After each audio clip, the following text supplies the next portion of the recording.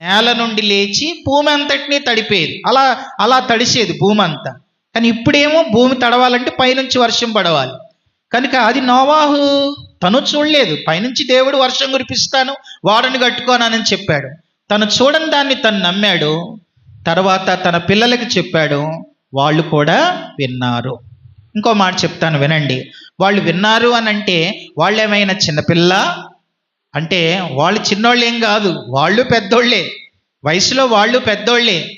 అయితే వాళ్ళు తల్లిదండ్రులు ఇలా అనొచ్చు కదా, డాడీ నీకేమన్నా పిచ్చి పట్టిందా, పైనుంచి వర్షం పడుతుంది అంటున్నావు, ప్రూఫ్స్ ఏమైనా ఉన్నాయా, అసలు కింద నుంచి కదా ఆవిరొచ్చి నేలంతా తడిపేది, కనుక నీకేం తెలుసు అని వాళ్ళు వ్యతిరేకించలేదు. నేను ఇంకో మాటలో చెప్పాలంటే, నోవాహు ఈ ఓడ కట్టేటప్పుడు వాళ్ళ పిల్లల వయసు 100 సంవత్సరాలు. 100 ఏళ్ల పిల్లలు అంటే 100 సంవత్సరాల పిల్లలు అసలు ఒక్క మాట మాట్లాడకుండా నోవాహు ఏది చెప్తే అది వింటున్నారంటే అసలు నిజంగా ఎంత మంచి పిల్లలండి వాళ్ళు. తర్వాత ఇంకో మాట అనొచ్చు, మరి ఆ దినాలు ఎలాంటి దినాలు? మామూలు దినాలు అవి? లోకమంతా చెడిపోయిన దినాలు. కనుక చెడిపోయి ఊహలు, హృదయం, తలంపులు అన్నీ చెడిపోయినప్పుడు వీళ్ళు చెడిపోలేదండి. నోవాహు పిల్లలు చెడిపోలేదు, అందరూ చెడిపోయారు. అందరూ తమ ఒక మాట చూడండి, ఆదికాండం 6వ అధ్యాయం 11వ వచనంలో ఏముంది?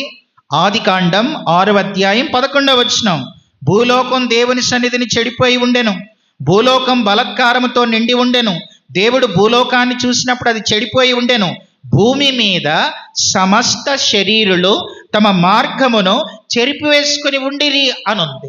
ఆదికాండం 6వ అధ్యాయం 12లో భూమి మీద సమస్త శరీరులు అందరూ తమ మార్గాలు చెరిపివేసుకున్నారు. మరి అందరూ చెడిపోయిన దినాల్లో తమ హృదయాన్ని భద్రంగా కాపాడుకున్న పిల్లలు నోవాహు పిల్లలు. కనుక ఈ రోజున మనం అంటాం, అమ్మో ఆ దినాలు వేరు, మీ దినాలు వేరు, ఈ దినాలు వేరు అని అంటాం. నోవాహు దినాల కంటే చెడ్డ దినాలు ఇవి ఏమన్నా? నోవాహు దినాల్లో ఇలా వాక్యాలు ఉన్నాయా? నోవాహు దినాలు ఇలా చెప్పేవాళ్ళు ఉన్నారా? మన మధ్యలో ఒక టీచర్ గారు వచ్చి మీకు ఎన్ని అర్థం కావడానికి చెప్పే సోర్సెస్ ఇప్పుడు ఉన్నాయి. అప్పుడు ఏమన్నా ఉన్నాయా? వాళ్ళకి ఏమైనా పాస్టర్లు ఉన్నారా, సంఘాలు ఉన్నాయా, యూత్ మీటింగ్స్ ఉన్నాయా? అవి ఏమీ లేనప్పుడే వాళ్ళు తమ హృదయాన్ని ఎంతో భద్రంగా కాపాడుకున్నారు.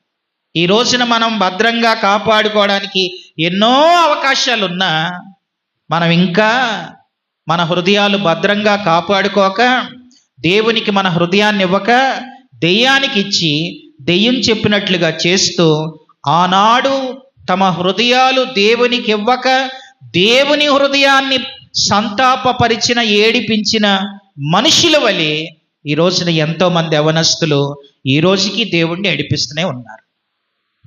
కనుక 5వ మాట, నోవాహు పిల్లలు ఎవరు అనంటే దే ఆర్ వెయిటింగ్ చిల్డ్రన్. ఓపిక, పిల్లలకు ఓపిక ఉండాలండి. ఈ రోజున యవనస్తులకి అస్సలు ఓపిక లేదు, ఓపిక ఉండాలి, కనిపెట్టుకోవాలి, సహనం ఉండాలి. అది లేకపోతే చాలా, ఎవరికైనా సరే ఓపిక ఉండాలి, సహనం ఉండాలి. అది 5వది. 6వ మాట చెప్తాను రండి. 6వది, నోవాహు పిల్లలు ఎలాంటి వారు అనంటే దే ఆర్ వర్షిపింగ్ చిల్డ్రన్. వారు ప్రభువుని ఆరాధించే పిల్లలండి, దేవునితో గడిపే పిల్లలు వాళ్ళు. నోవాహు పిల్లలు దేవునితో గడిపేవాళ్ళు. They are worshipping children. వాళ్ళు బలిపీఠాలు కట్టిన అనుభవాలు వాళ్ళకు ఉన్నాయి. బలిపీఠాలంటే దేవునితో గడపడం, దేవునితో గడిపే పిల్లలు. నిజంగా నీ హృదయం దేవునికి ఇస్తే నువ్వు దేవునితో గడుపుతావు. తమ హృదయాన్ని దేవునికి ఇవ్వని వాళ్ళు, నా కుమారుడా నీ హృదయం నాకు ఇమ్ము, ఇస్తేనే, ఆయన మనలో ఉంటేనే మనం ఆయనతో, ఆయన మనతో సహవాసాలు ఉంటాయి. దేవునికి తమ హృదయాన్ని ఇవ్వని వారు దేవునితో సమయాన్ని గడపలేరు. దేవునితో సమయాన్ని గడపలేని వాళ్ళు లోకంతో గడుపుతారు. వాళ్ళకి మిగతాయే ఎక్కువైపోతాయి, లోకంలో ఉన్నవే ఎక్కువైపోతాయి. నీ హృదయం దేవునికి ఇస్తే నువ్వు దేవునితో గడుపుతావు.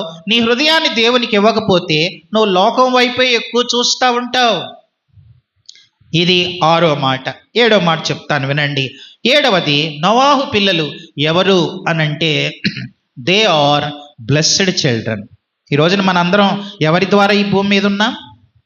ఆదాము నుంచి వచ్చిన వాళ్ళంతా జలప్రళయంలో పోయారు. ఇప్పుడు ఈ రోజున మనం భూమి మీద ఉన్నామంటే మనమంతా ఎవరి సంతానం అనంటే వీళ్ళ ద్వారా వచ్చిన వాళ్ళమే మనంతా. కనుక ఈ రోజున ఆనాడున్న 3 ఖండాలు, ఆసియా, ఆఫ్రికా, ఐరోపా, 3 ఖండాలకు వెళ్ళారు వాళ్ళ 3 కొడుకులు. కనుక ఈ రోజున ప్రపంచం అంతా ఎవరి ద్వారా దీవించబడింది అనంటే వీరి 3 ద్వారానే. అంటే దే ఆర్ బ్లెస్డ్ చిల్డ్రన్. ఇది 7వ మాట. చాలు, నోవాహు పిల్లల గురించి ఈ 7 మాటలు సరిపోతాయి. తమ హృదయాన్ని దేవునికి ఇస్తే ఇచ్చినోళ్ళు ఎట్టుంటారు? ఎట్లా చెప్పండి? మొదటి మాట, వాళ్ళు రక్షణ పొందుతారు. నీ హృదయం దేవునికి ఇస్తే నువ్వు రక్షణలో ఆనందిస్తావు. రెండవది, దే ఆర్ ఒబీడియంట్ చిల్డ్రన్. మూడవది, they are hard working children. నాలుగవది, దే ఆర్ కోఆపరేటివ్ చిల్డ్రన్. ఐదవది, సహనంతో ఓపికతో కనిపెట్టుకునే పిల్లలు, వెయిటింగ్ చిల్డ్రన్. ఆరవదిగా వర్షిపింగ్ చిల్డ్రన్. ఏడవదిగా బ్లెస్డ్ చిల్డ్రన్. ఇది నోవాహు పిల్లలు. వారు తమ హృదయాన్ని భద్రంగా కాపాడుకున్నారు. సరే, మరొక పిల్లల్ని జ్ఞాపకం చేసి నేను ముగిస్తాను. చూడండి, ఆదికాండం 19వ అధ్యాయంలో ఇక్కడ మరొక రకమైన పిల్లలు ఉన్నారు. నోవాహు పిల్లలేమో మగపిల్లలు, లోతు పిల్లలేమో ఆడపిల్లలు. కనుక ఆడపిల్లలు, మగపిల్లలు, మీరే పిల్లలో పిల్లులో మీరే ఆలోచించుకోండి.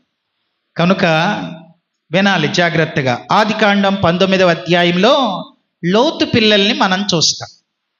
లోతు పిల్లల గురించి కూడా త్వరగా ఒక 7 విషయాలు చెప్పి నేను ముగిస్తాను.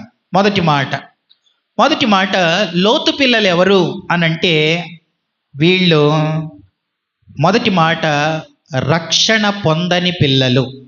They are unsaved children. లోతు పిల్లలు రక్షణ